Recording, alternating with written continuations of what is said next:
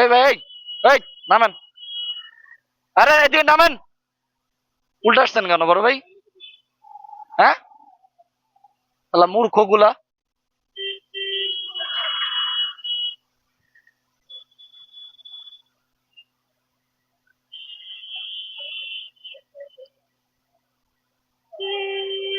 তুই আইলে তোরা খাইছি। এই ওদিকে নাম। এই রাস্তায় কি? এটা কি মানে বাইক চালানোর রাস্তা? বাইক চালানোর রাস্তা এটা?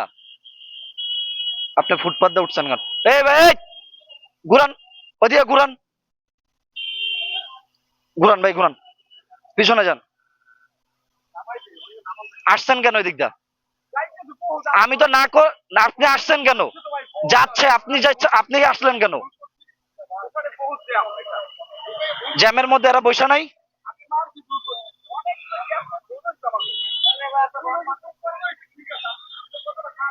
ভাই মূর্খতার পরিচয় দেন কেন এইভাবে?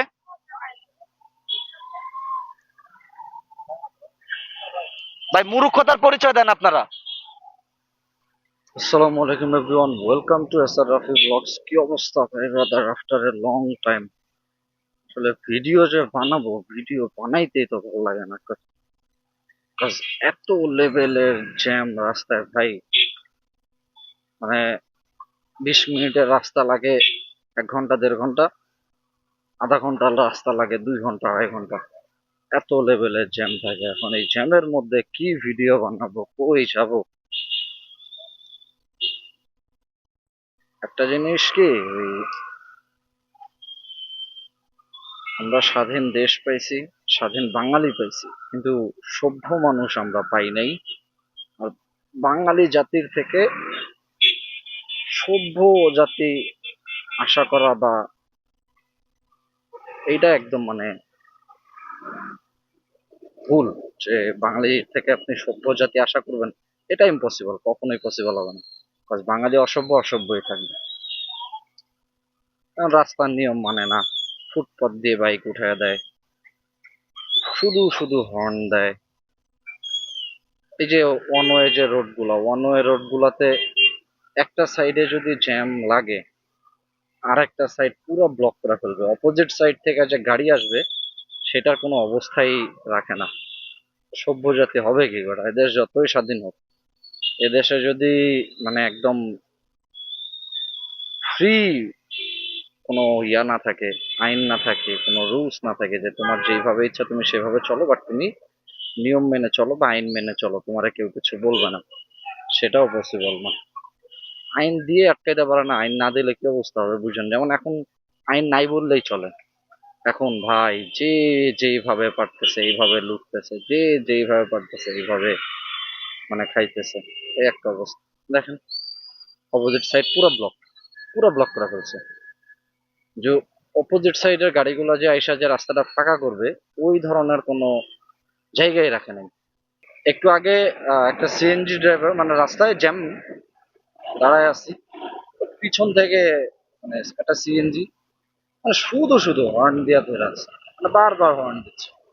আমি ওরা জিজ্ঞাসা করলাম যে মামা সামনে কি ফাঁকা আছে? বলছে, না ফাঁকা নেই।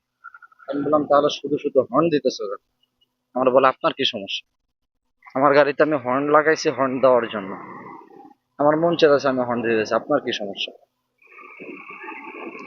মানে কোনো কারণ নাই, রাস্তা পুরাটা জ্যাম, ও সামনে যাইতে পারবে না, ও শুধু শুধু হর্ন দিয়ে বলতেছে আমার গাড়িতে হর্ন আছে আমি হর্ন দিচ্ছি, আপনার কি সমস্যা? গাড়িটা সুন্দর আছে নাকি? যে ইলেকট্রিক গাড়ি, ইলেকট্রিক না অয়েল, ট্যাঙ্ক তো দেখতেছি অনেক বড় একটা, নাম্বারও নাই।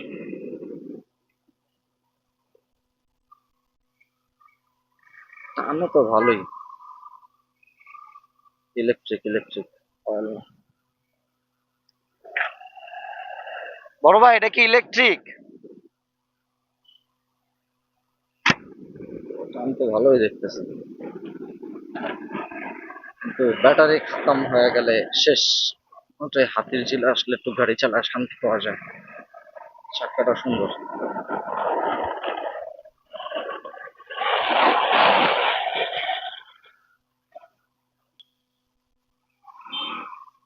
হোন্ডা সিভিক, এই গাড়িটার লুকটাও সুন্দর, একদম ফুললি ব্ল্যাক। জস।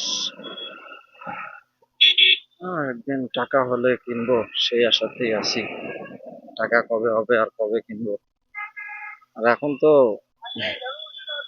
পুলিশরা ডিউটি করে না বললেই চলে, মানে নামে মাত্র ডিউটি করে, যে ডিউটি করা উচিত, ডিউটি না করলে চাকরি থাকবে না, এই জন্য ডিউটি করে, কোনো কাজ করে না। দুই একটা জায়গার পুলিশ ছাড়া ভাই, মানে ট্রাফিক পুলিশ বলেন বা নর্মাল পুলিশ বলেন, কোনো পুলিশই কাজ করে না। গতকালকেই একজন ফুটপাতে বাইক উঠাইয়া দিছে, তো আমি তারা বললাম যে ভাই ফুটপাতে বাইক উঠাইছেন কেন? আমারে সে হ্যাডম দেখাইতেছে, আপনি আমারে বলার কে? আপনি কেন বলবেন? আপনি চিনেন আমি কে? আমি বাংলাদেশের প্রথম শ্রেণীর মানুষ। ওর চেহারা দেখলেই মনে হয় ও কামলা। আর ও বাংলাদেশের প্রথম শ্রেণীর মানুষ। ওরা জিজ্ঞাসা করলাম আপনি কে? পরে বলতেছে আইনজীবী। উম, তো মানে আমি সাথে হচ্ছে আরো কিছু বাইকার ছিল, পথচারী ছিল, তারা চেয়ে গেছে। তো আইনজীবী, তুই এখানে আইনজীবীর পাওয়ার দেখা যাচ্ছিস? কত পাওয়ারে পাওয়ারে মানুষ দেশ ছেড়া ভাগছে, তাদের কোনো খোঁজ খবর নাই, লাপাত্তা। আর তুই আইনজীবী আসছিস এখানে পাওয়ার দেখাইতে? ও রীতিমতো মনে করেন যে আমার সাথে পুরো লাইগে গেছে। পরে এক মুরব্বী চাষা আইসা তো মনে করেন যে ওরে ধমক টমক দিয়া, ধাক্কা মাক্কা দিয়া মারবে মারবে এমন একটা ভাব। ও প্রথমত হচ্ছে ফুটপাতে বাইক উঠাইছে, দ্বিতীয়ত ও এখানে এসব পাওয়ার দেখাইতেছে, ও আইনজীবী। মানে ও আইন জানে, কিন্তু আইন ভঙ্গ করবে, ওরা কেউ কিছু বলতে পারবে না। আর যেইগুলা মনে করেন যে ফুটপাত দিয়ে বাইক উঠায়, ওরা কিন্তু খুব বেশি আগে চলে যায়, জিনিসটা কিন্তু এমনও না। এর পিছনে জ্যামে থাকার ফলে জ্যাম ছাড়লে গিয়ে দেখি সেই সামনেই আছে।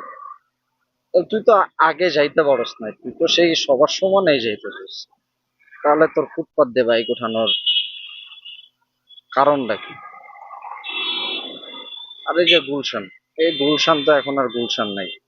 কাজে গুলশানের এই রোডে তো আগে, মানে মেইন রোড গুলোতে রিক্সা চলতো না, চলতো হচ্ছে শুধু গলির ভিতরে, মানে এলাকার ভিতরে। এখন এই মেইন রোডে অটো রিক্সা চলে। অটো রিক্সা, এই যে একটা অটো রিক্সা, মেইন রোডে অটো রিক্সা চলে গুলশানের ভিতরে। এখন পুলিশ কিছু বলতেছে না, কোনো মামলা নাই। আগে তো অটো রিক্সা দেখলেই ধরতো, টাকা খাইতো, তারপর হচ্ছে নিয়ে যাইতো। এখন আর এগুলা নাই। এখন মানে অটো রিক্সাওয়ালা।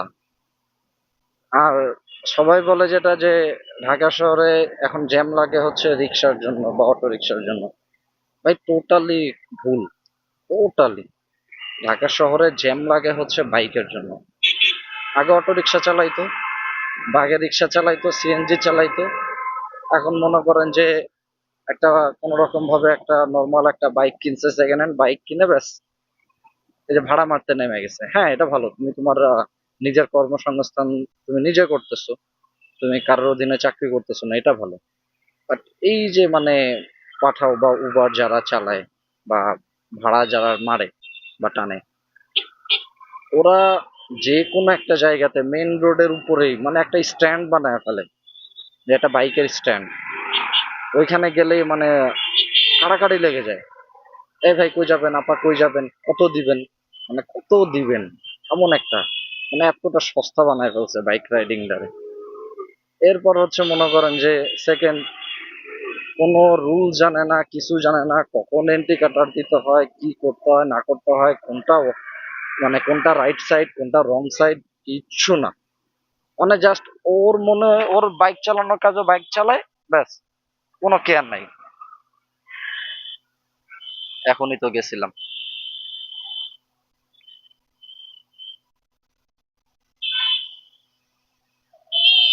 এ চাচা, এ চাচা, এখনই তো আমার উড়াই দিছিলেন, দেখে দেখে যাবেন না?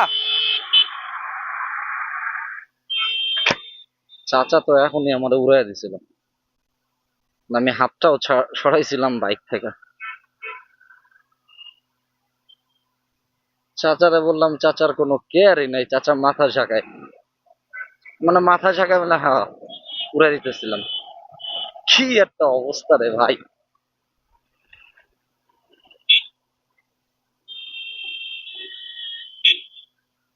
এই 4B গাড়িটা আমারে লাক শুট করে, অনেক ধরনের বড় বড় অ্যাক্সিডেন্ট থেকে রক্ষা পেয়েছি। তো যেটা বলতেছিলাম যে তাদের রাইডিং স্কিল নাই, কোনো কিছু নাই, ওয়ান ওয়ে নাকি অফ রোড মানে কিচ্ছু, ডোন্ট কেয়ার ডোন্ট কেয়ার। তাদের গাড়ি চালানোর কাজ, তারা গাড়ি চালায়, মানে তাদের মতো তারা চলে।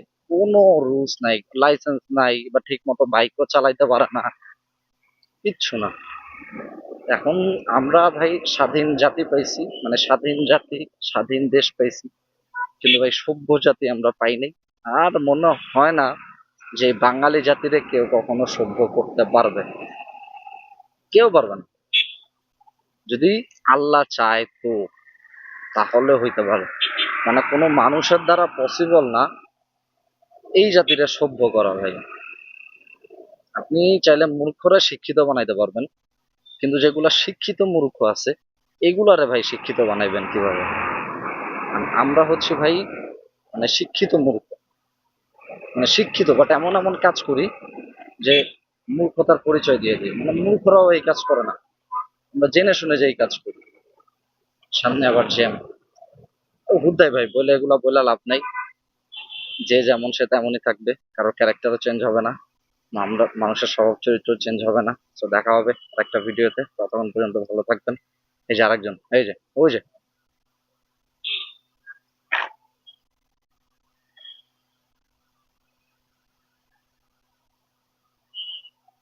বড় ভাই, কি ফুটপাতে ওঠার চিন্তা ভাবনা করতেছেন?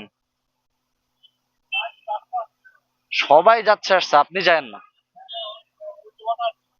আপনি যায়েন না। এ বড় ভাই, আপনার নামে লেখা রাস্তা এটা?